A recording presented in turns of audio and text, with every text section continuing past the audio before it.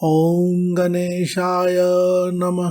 ॐ श्री गुरुवे नमः। ॐ नमः शिवाय।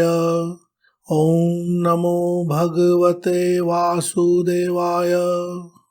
आज हम अपने कुछ साधक मित्रों के आग्रह पर मंत्र यंत्र आदि के उत्कीलन से संबंधित एक स्तोत्र लेकर के आए हैं। यह मंत्रोत्कीलन विमोचन स्तोत्र कहा जाता है। इस तरह के स्तोत्र की चर्चा तंत्र में प्रायः सभी प्रकार के मंत्र यंत्र आदि के उत्कीलन के लिए, विमोचन के लिए, अगर उसमें किसी तरह का कीलन किया गया है, किसी तरह का शाप आदि दिया गया है, तो उससे विमोचन के लिए इस तरह के स्तोत्र का प्रयोग किया जाता है। तंत्र का क्षेत्र असीमित है, अथाह है, अंतहीन है। अलग अलग समय और काल और खंड में बहुत तरह की रचनाएं की गई हैं। ज़्यादातर रचनाएं साधकों की भलाई के लिए, उनकी सुख सुविधा, धन संपत्ति आदि में वृद्धि हो, सुख और शांति स्थापित हो, इसी उद्देश्य के लिए की गई है। पर किसी भी तंत्र मंत्र का गलत प्रयोग आपको खतरे में भी डाल सकता है। विशेषकर इस तरह के मंत्र आदि के उत्कीलन का, स्तोत्र का अगर आप गलत प्रयोग करते हैं तो आप खतरे में भी पड़ सकते हैं।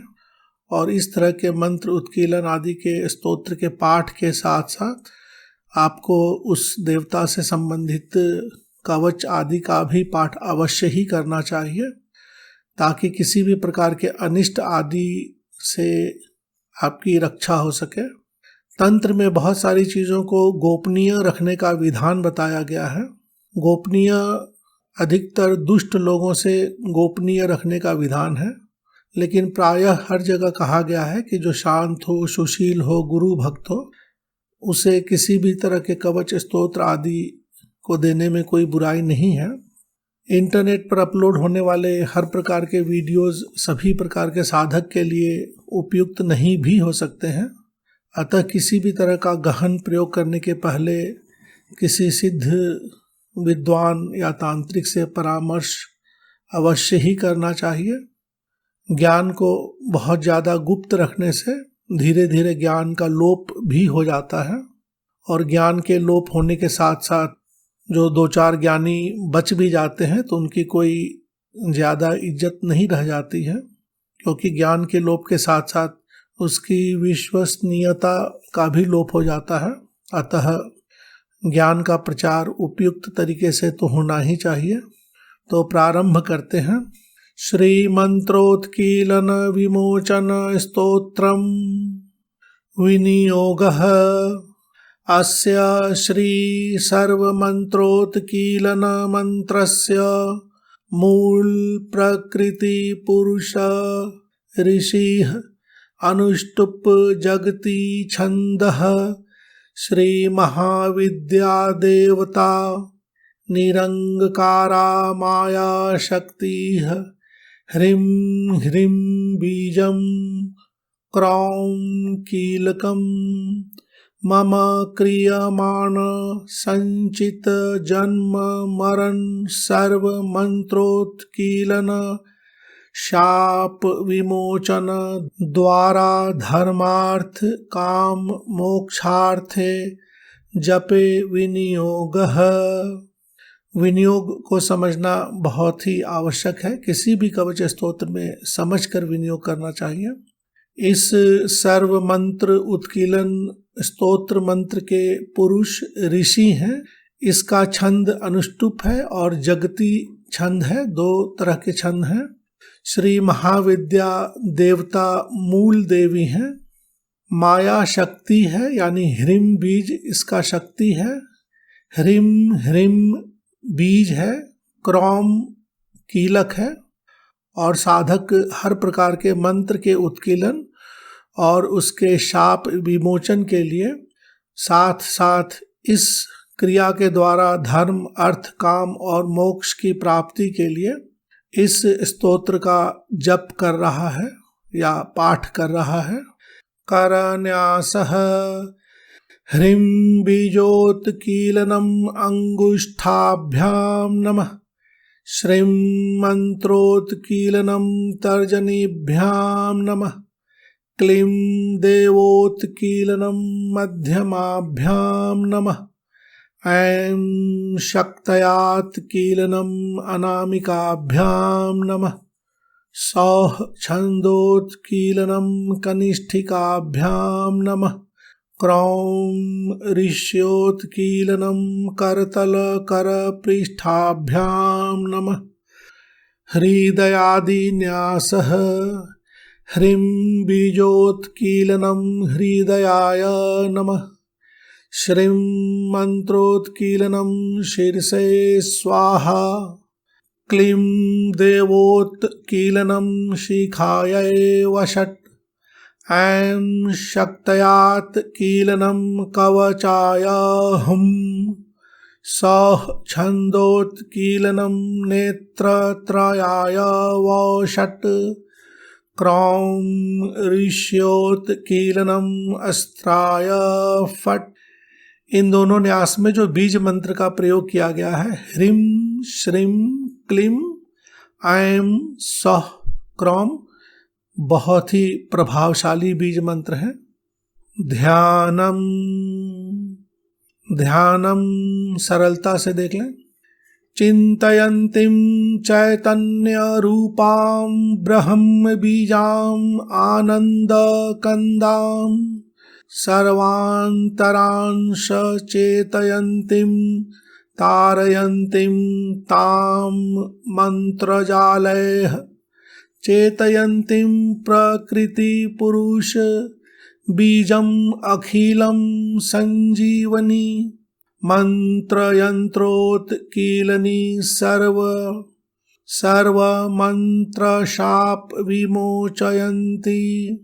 ध्यान के बाद पूजन आदि कर लेना चाहिए। कोई मंत्र आदि का जप करना हो तो कर लेना चाहिए। फिर स्तोत्र का पाठ प्रारंभ करें। ज़्यादा से ज़्यादा पाठ करने के लिए स्तोत्र के मूल भाग की ही आवृत्ति की जाती है। 21, 51, 108 जितना पाठ करना हो तो बार बार यहाँ से प्रारंभ करें। आम आम ब्रह्म इम इम स्वरूपी ऐं ऐं उत्कीलनी विमुञ्चति। अम् अह प्रकाशयन्ति मम मनास्तु सर्वमन्त्रसिद्धिप्रदायिनी। यथा च वर्णरूपाणि नाम कर्मात्मिका परा। त्वयैतत् सृज्यते सर्वपाल्यते च तथैव च। सृष्टि स्थितिकरी चैव सर्वप्रलयकारिणी। निरञ्जनस्य देवस्य नाम कर्म विधायिनी। बद्धो विमुच्यते सर्व त्वयैव ब्रह्मरूपिणी। त्वम् आद्या अनंत शक्तीनां प्रवाहो जायते तया। संस्मृता पूजिता अनंता योगिनाम् अपि सिद्धिदा। त्वया ब्रह्म विरिञ्च आद्या भ्रमन्ते निज कर्मणा। तथैव च महाविष्णुः सर्वदेव स्तुति ततः। सा तुष्टा सर्वमन्त्राणां मृतानां चेतनी सदा। यहाँ कहा गया है सर्वमंत्राणां मृतानां चेतनी सदा। सभी मंत्रों को मृत से चेतन बनाने के लिए, यानी जो मंत्र मृत जैसा व्यवहार करते हैं, ठंडा व्यवहार करते हैं, उनमें चेतना या जीवन शक्ति, जीवनी शक्ति डालने के लिए। सा तुष्टा सर्वमंत्राणां मृतानां चेतनी सदा।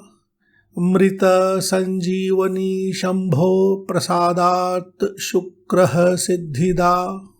ब्रह्मांडं चेतयन्ति विविध सुरगणान् प्रमोदैः प्रीताः।